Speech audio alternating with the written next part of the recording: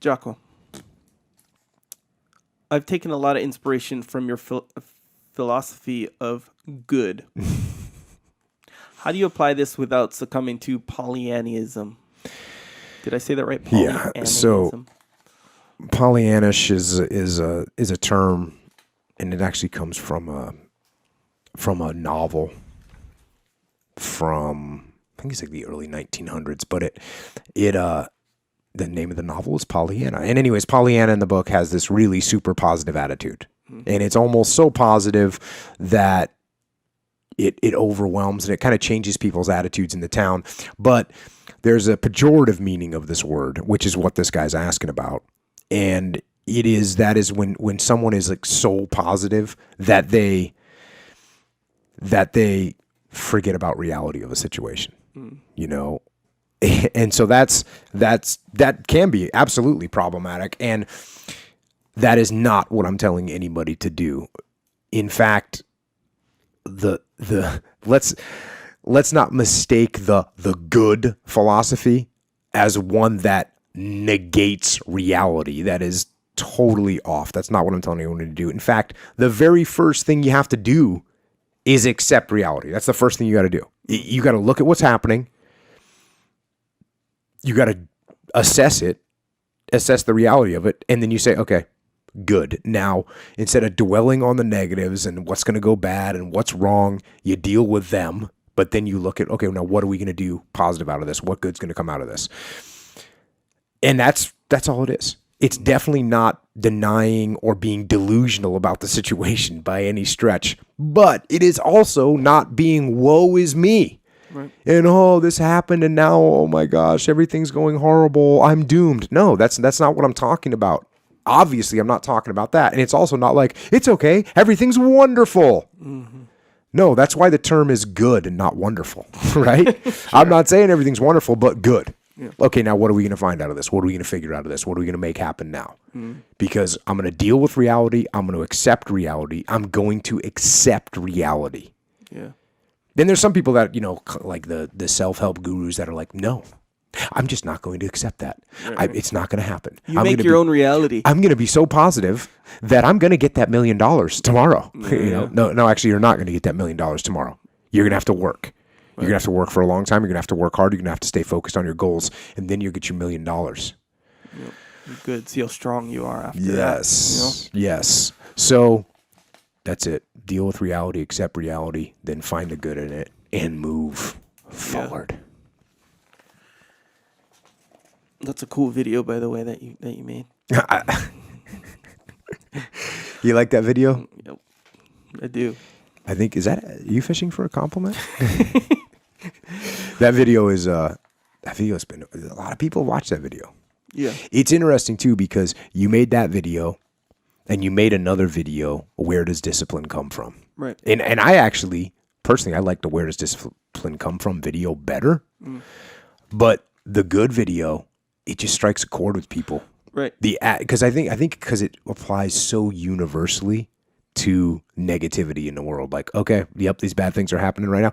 In fact, I get so much feedback of people that literally say, thank you for introducing me to that idea, that philosophy, because it's changed my attitude. And now when things go wrong, I say, good. Now what am I going to do about it? Right. So I think that's why that video is quite popular. That and the unbelievable editing that was done when it was put together. Yeah, sure. Yeah, and it does seem like a real like personal, like deeply personal thing, like because it's like it's more it's not this like sensationalization of it. It's just it's real kind of dark, whatever. And like how you said, like the negative part of it, it's like I said this last time, where it's a painkiller. It's not a multivitamin. What do you mean by that? I don't think I've heard you say that before. Meaning, like, if you have a problem, just in nature, when you're going along, whatever, your brain is evolved to recognize problems, and if something isn't a problem, it'll start to filter that out. That's just how your brain is. Okay. So, in life, when you have problems, that's what's always on the radar. Oh. Now you have this little personal like tool that's talking to you of how to deal with those problems. Nice. You know what I mean? So So it's kind of that, like the discipline. Where does discipline come from? It's kind of that's more starts to go into the multivitamin thing, where it's like this is not a big problem. I'm gonna try to recognize it as a problem. I need more discipline, but it's not really this huge problem, but it does help, kind of thing. So it's like a multivitamin. Interesting. But I like the discipline one as well. Okay, next question. Coach Jocko, what are your thoughts? I wonder who, does that mean a jiu-jitsu guy wrote that? I think so. Must be. But was it someone from like the gym, you think? I don't know. To address me as coach. And first of all, if you come to my gym, you don't have to call me coach. I know. kind of weird to me. Maybe that's why he's doing. Maybe he just knows I'm a black belt and thinks I should be called coachable. Yeah, or it could be like like chief. Hey, what's up, chief? What's up, coach? I've heard coach before. Oh. In fact, I don't mind coach in that regard. But you're only a brown belt. How can you like coach? No, but I'm, in life, so I remember when I said a long time ago where I was like, you don't like chief. No, I don't mind. Oh, you don't like boss. Boss, yes. Yeah. Or dude when a girl says dude. But I used to joke and I'd say, look, guys, if you don't feel comfortable calling me sensei or instructor or coach, you can just call me master. Either one. But the reality is just call me Jocko, please. Yeah, I heard someone call you coach.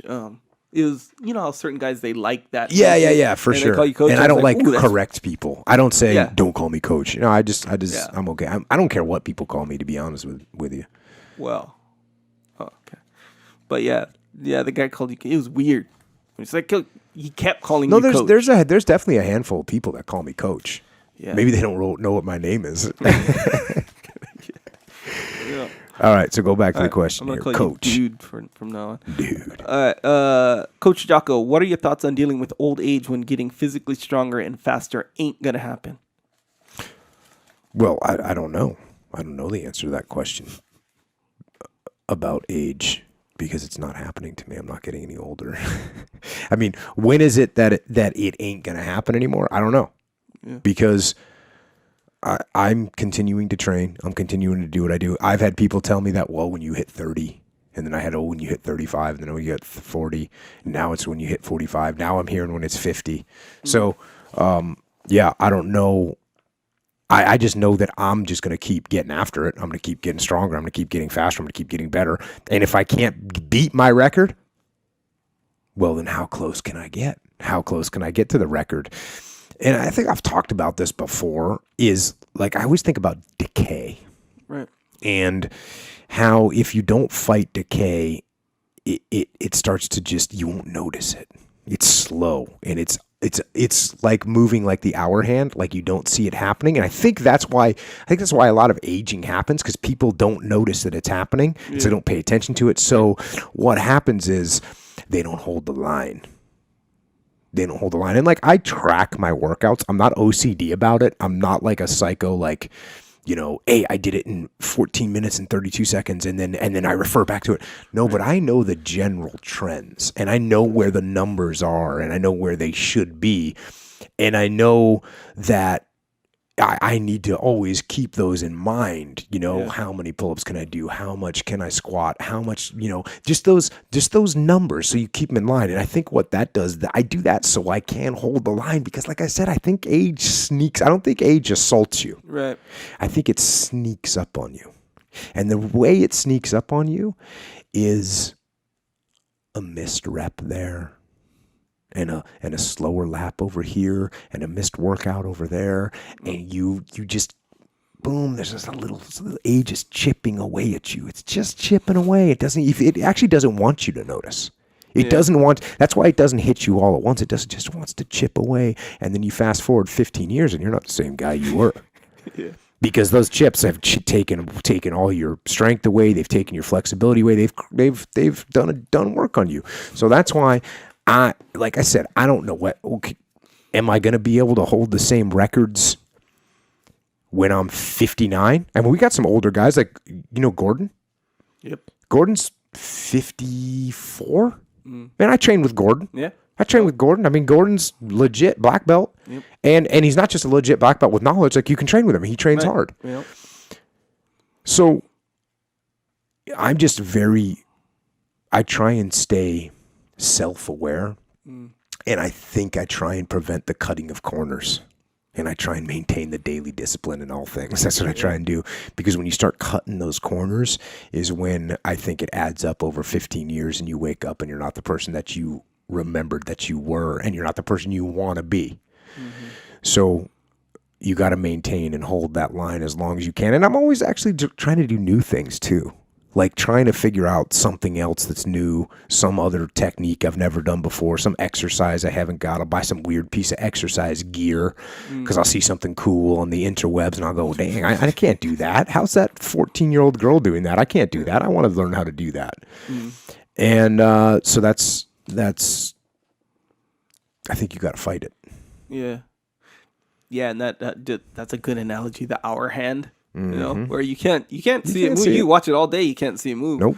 But look away for 1 second, or not 1 second, but you know, you look away for a little while. You look back, and boom, that thing snuck right up on you. And that's, I mean, that's how you really slip. That's how it'll assault you as far as age and decay goes. Where if you stop for a while and you try to come back, if you stop for 10 years, you know, and you try to come back, that hour hand moved a lot. It moved a lot. Yeah, man. So because you weren't fighting it. Yeah. Because you can hold that hour line. I mean, you can hold it. You can. Maybe you can't stop it. Yep. But you can slow that son of a bitch down. You just got to keep your eye right on that thing. Keep your eye on it. Keep pushing it back. It's not moving at all. And sure, you know, like I said, when you're 90 and you've been looking at that hour hand since you were 25, then yeah, you're gonna be like, oh, I remember back when I was 25, it was way over here. Now I'm way over here, fitness wise or whatever, or I can squat less or whatever. Of course, you know, maybe and that's the.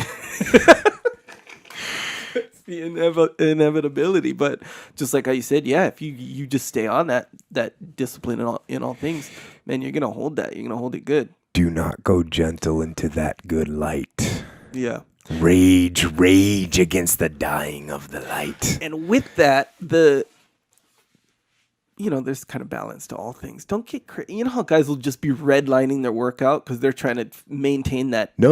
You can't. You got to be careful about that. Yeah, man. Because it's just like a race car. You can't keep the race car in the red. Yeah. You gotta bring it back to the shop sometimes. Like get a little tune up. Yeah, they got to be part of the routine. Yeah, and I'm pretty good. That's another thing is the more you work out, the more you train, the more the better you know your own body. Yeah. And you walk up to the gym sometimes, like, what was it, yesterday? Yeah, yesterday? Man, I felt like Superman. Like, I was just super strong. I was doing one of my workouts. I was strong. I was just technical. I just felt great, you know? And I would say there's some days that I go in the gym and I'm like, oh, what, I got to stretch. I got to, like, take an easy day. And then there's some days where I say, I got to take an easy day, but anyways, I'm just going to get crushed. I'm just going to crush this thing. Right. And part of that, again, because I see that you got to make sure that you're not cutting corners. You got to make sure that you're not taking your eye off the hour hand sometimes and letting that thing get one up on you because you're being lazy. Right. So that's why sometimes a lot of workouts I have, I have some days where I feel like Superman. I have some days where I feel like horrible. And I have a lot of more like Lois Lane or something. Yeah.